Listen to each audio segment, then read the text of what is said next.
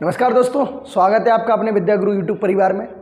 मेरे प्यारे दोस्तों, हम लोग राष्ट्रपति पढ़ चुके थे और राष्ट्रपति के बारे में हम जान चुके थे। द्रौपदी मुर्मू जी हमारे देश की जो राष्ट्रपति बनी है उनके बारे में मैं वीडियो आपको पहले भी बना चुका हूं, तो आप लोग हमारे यूट्यूब चैनल पर जाकर उस वीडियो को देख लीजिएगा। और आर्टिकल नंबर 4 संविधान का भाग नंबर 4 में आपको प्रीवियस डे यानी मैं कल की क्लास में आपको पढ़ा चुका हूँ। तो मेरे प्यारे भाइयों, आज मैं आर्टिकल नंबर 63 की बात करता हूँ। यानी आज मैं अपने देश के एक दूसरे संवैधानिक पद उपराष्ट्रपति की बात करते हैं। Vice president.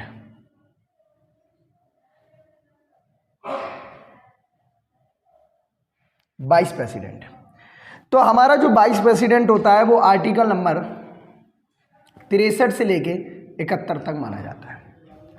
आर्टिकल नंबर 63 से लेके 71 तक हमारा उपराष्ट्रपति होता है, जिसमें आर्टिकल नंबर 63 कहता है कि भारत में एक उपराष्ट्रपति होगा। भारत में एक उपराष्ट्रपति होगा, यानी भारत में उपराष्ट्रपति का पद आर्टिकल नंबर 63 में आता है।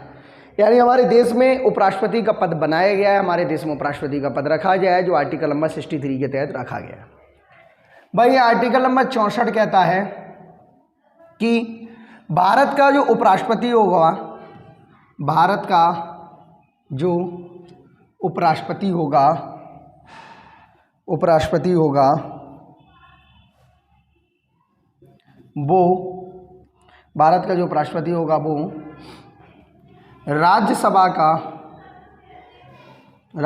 का सभापति माना जाएगा। यानी हम ये कह सकते हैं कि राज्यसभा का पदेन उपराष्ट्रपति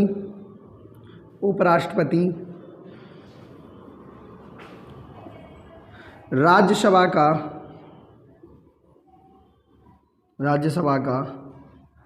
पदेन सभापति होता है। यानी हमारा जो उपराष्ट्रपति होगा वो राज्यसभा का सभापति होगा। ये हर हाल में होगा, कभी भी ऐसा नहीं होगा। देखिए, उपराष्ट्रपति राज्यसभा का सभापति होता है, उपराष्ट्रपति राज्यसभा का सभापति होगा, लेकिन जो सभापति होगा वो उपराष्ट्रपति होगा, ये जरूरी नहीं है। फिर से सुन लीजिए, उपराष्ट्रपति राज्यसभा का सभापति होगा, लेकिन जो सभापति होगा वो उपराष्ट्रपति होगा, ये जरूरी नहीं है। इसको हम एक एग्जाम्पल से समझते हैं कि जो हमारा उपराष्ट्रपति है, अभी वर्तमान में हमारे उपराष्ट्रपति जगदीप धनखड़ जी हैं, तो वो राज्यसभा के सभापति हैं। अब मान लीजिए वो राज्यसभा में काम नहीं कर रहे, या उस दिन मान लो वो छुट्टी पे हैं, या उस दिन वो नहीं आए, तो राज्यसभा किसी न किसी को तो सभापति के पद पर बैठाल देगी, उपसभापति को बैठाल देगी, या अन्य किसी मेंबर को, किसी न किसी व्यक्ति को अपने पद पर बैठाल देगी। अब राज्यसभा किसी न किसी व्यक्ति को जब अपने पद पर बिठाल देगी, तो बिठालने के बाद क्या देखने को मिलेगा? क्या वो उपराष्ट्रपति होगा? नहीं होगा। कहने का मतलब है कि हमारा जो उपसभापति होगा, जो हरिवंश नारायण जी हैं, अगर उपसभापति हरिवंश नारायण जी जो हैं वो राज्यसभा के सभापति की गद्दी पर बैठ जाते हैं, तो क्या वो उपराष्ट्रपति कहलाएंगे? नहीं कहलाएंगे। इसलिए मैं आपसे कह रहा हूं कि राज्यसभा का जो सभापति होगा वो उपराष्ट्रपति नहीं होगा, लेकिन जो उपराष्ट्रपति होगा वो राज्यसभा का सभापति माना जाएगा। ये कन्फर्म है, बिल्कुल कोई इसको रोक नहीं सकता। तो राज्यसभा का सभापति उपराष्ट्रपति होगा ही होगा। तो आर्टिकल नंबर 64 में आपको कहा गया कि भारत में उपराष्ट्रपति जो होगा वो राज्यसभा का सभापति माना जाएगा। आर्टिकल नंबर 65 क्या कहता है? आर्टिकल नंबर 65 कहता है कि राष्ट्रपति के अनुपस्थिति में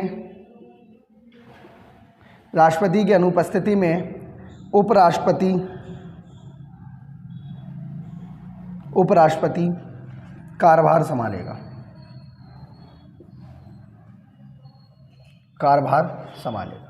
यानी अगर राष्ट्रपति नहीं है हमारे देश में, कहीं बाहर गया है, या किसी कारणवश बीमार हो गया हो, या मान लीजिए वो किसी कारणवश उपस्थित नहीं हो पा रहा हो, तो उपराष्ट्रपति उसके कार्यभार संभाल लेगा, उसका काम देख लेगा, उसके कार्य को आगे बढ़ा लेगा।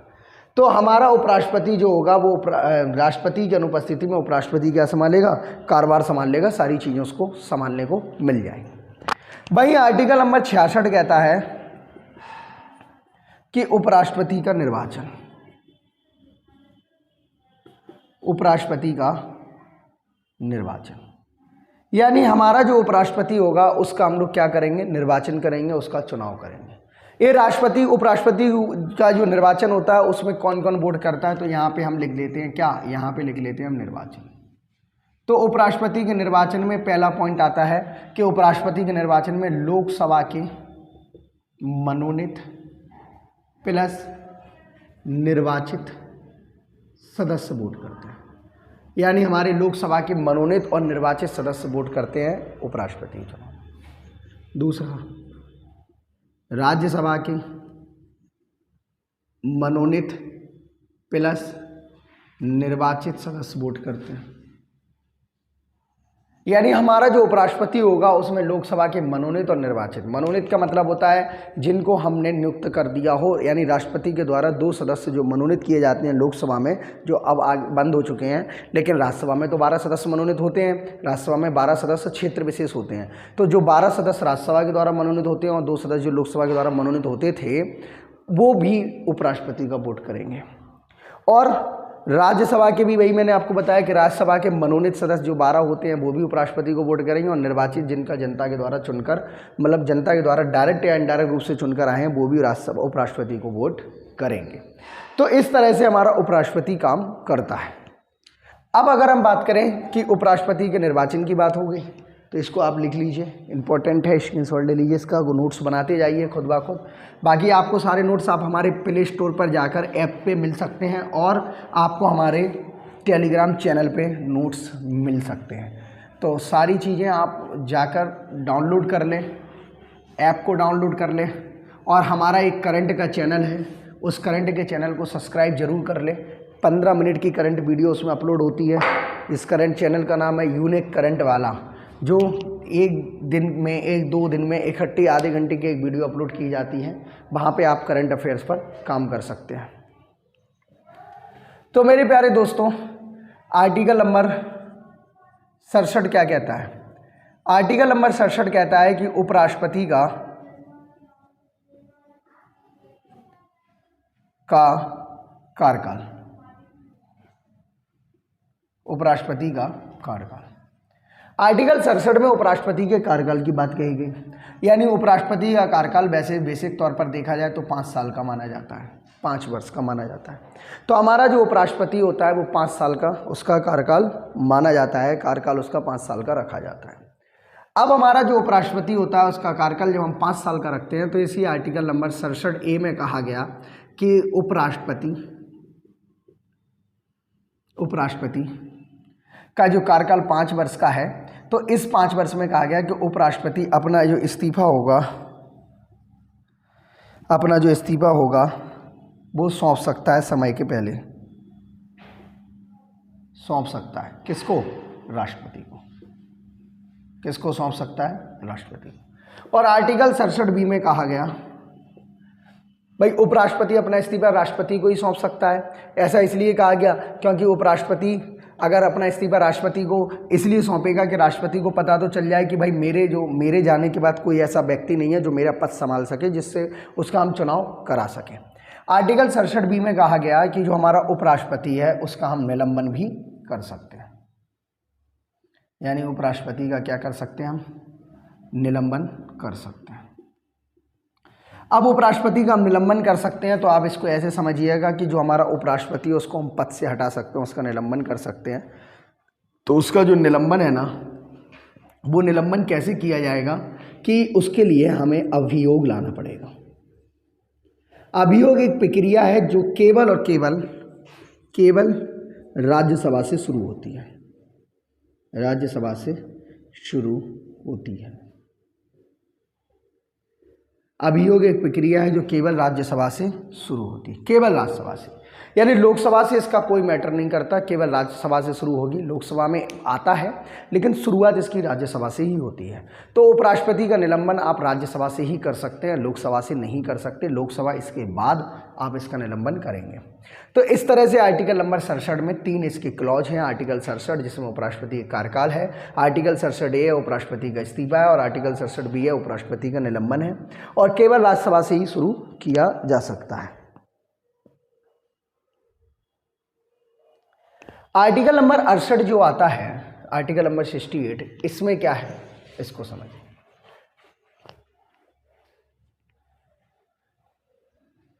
आर्टिकल नंबर 68 कहता है,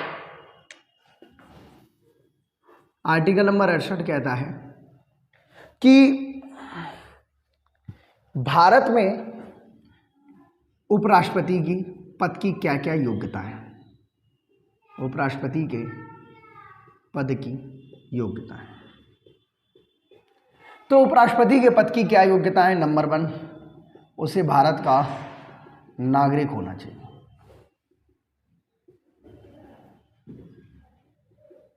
उसे भारत का क्या होना चाहिए? नागरिक होना चाहिए। नंबर 2, वह पागल या दिवालिया ना हो। नंबर 3, वह लाभ के पद पर होना चाहिए, लाभ के पद पर ना हो। नंबर 4, राज्यसभा की बनाई शर्तें पूरी करता हो। नंबर 5, राज्यसभा की बनाई शर्तें पूरी करता हो। नंबर 5, साक्षर होना जरूरी है। भाई इतना तो होना चाहिए कि वो साइन कर सके। नंबर 6, उसकी आयु 35 वर्ष से कम ना हो। इस तरह से उपराष्ट्रपति पद की योग्यताएं होती हैं। यानी भारत में कोई भी व्यक्ति उपराष्ट्रपति बन सकता है, बशर्ते उसे निम्न शर्तों को पूरा करना पड़ेगा। इसके अलावा उपराष्ट्रपति का जो चुनाव होता है, उपराष्ट्रपति का जो चुनाव होता है,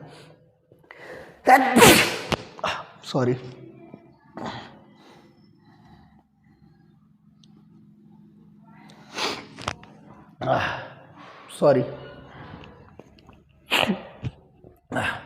उपराष्ट्रपति का जो चुनाव होता है, तो उस चुनाव के लिए पहली कंडीशन होती है कि भैया उसे 12,000 रुपया का जमानत राशि जमा करना पड़ती है, और 12,000 के अलावा उसे 2 सप्ताह का चुनाव प्रचार का समय मिलता है। चुनाव प्रचार का समय मिलता है, तो 2 सप्ताह में वो अपने चुनाव प्रचार कर ले, और चुनाव के लिए उसे 12,000 रुपये की जमानत राशि जमा करना पड़ती है, और इसके बाद उसका चुनाव करा लिया जाता है। ठीक है, तो इस बार की अगर हम बात करें चुनाव की, तो इस बार का चुनाव जगदीप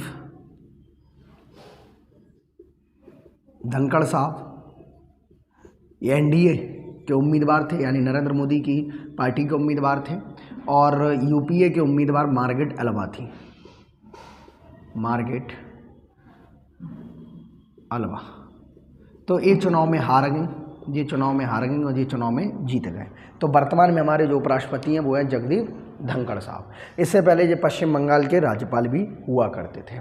बड़े सीनियर नेता हैं, समझदार व्यक्ति हैं, तो इन्हें उपराष्ट्रपति के लिए चुना गया।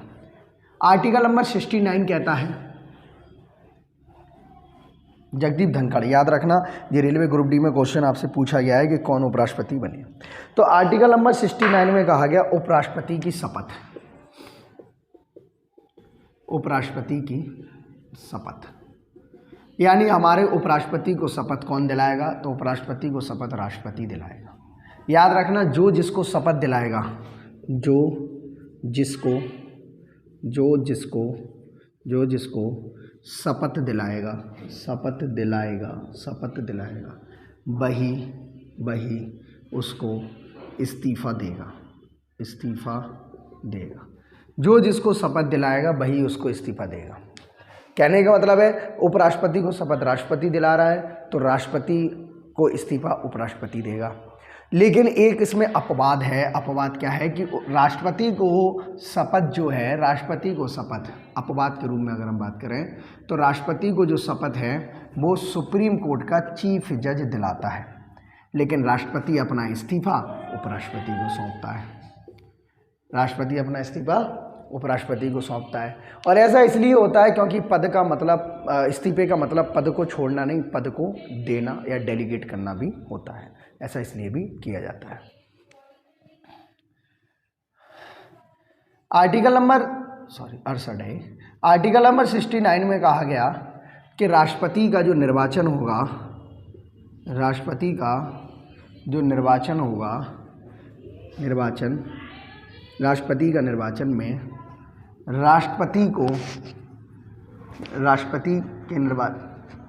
उपराष्ट्रपति के निर्वाचन में सदस्यों की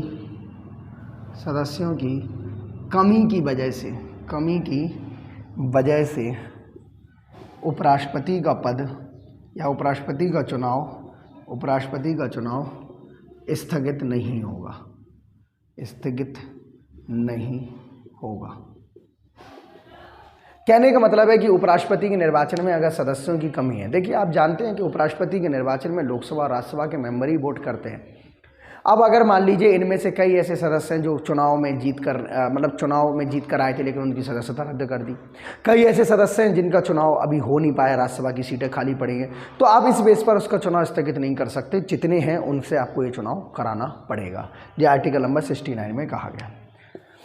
आर्टिकल नंबर 70 कहता है कि आकस्मिक घटनाएं, यानी जो भी इमरजेंसी है, आकस्मिक स्थिति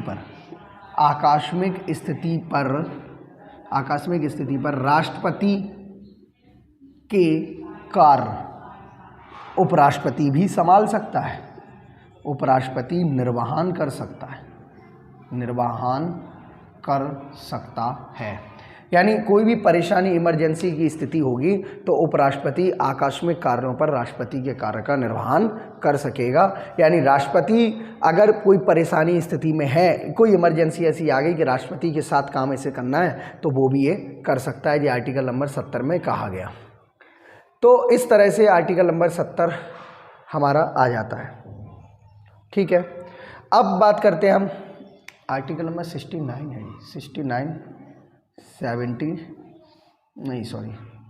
71 और जी 70। तो इस तरह से हमारा है। आर्टिकल नंबर 68 कहता है, वो मैंने आपको बता दिया, उसकी योग्यताएं जो मैंने आपको बता दी थी। तो इस तरह से हमारे देश के राष्ट्रपति के आर्टिकल नंबर 70, 71 तक मैंने आपको बता दिए। तो ये हमारे देश के उपराष्ट्रपति के आर्टिकल हैं जो आर्टिकल नंबर 63 से लेकर 71 तक आते हैं। अब बात आती है कि सर उपराष्ट्रपति के कार्य क्या क्या हैं, तो इनके काम के बारे में हम बात कर लेते हैं। तो उपराष्ट्रपति के काम की बात करें तो उपराष्ट्रपति क्या क्या काम करता है।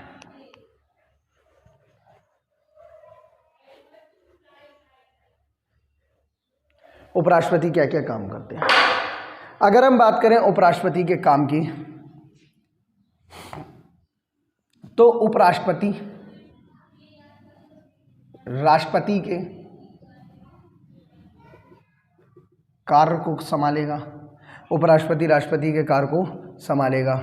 इसके अलावा उपराष्ट्रपति राष्ट्रपति के कार्य को संभालेगा, नंबर 1। नंबर 2, राज्यसभा में अगर बिल टाई हो जाता है तो राज्यसभा में यह निर्णायक फैसला देता है। नंबर 3, राज्यसभा में सभापति का पद को संभालता है। नंबर 4, यूनिवर्सिटी में, यानी यूनिवर्सिटी का कुलपति होता है, कुलाधिपति होता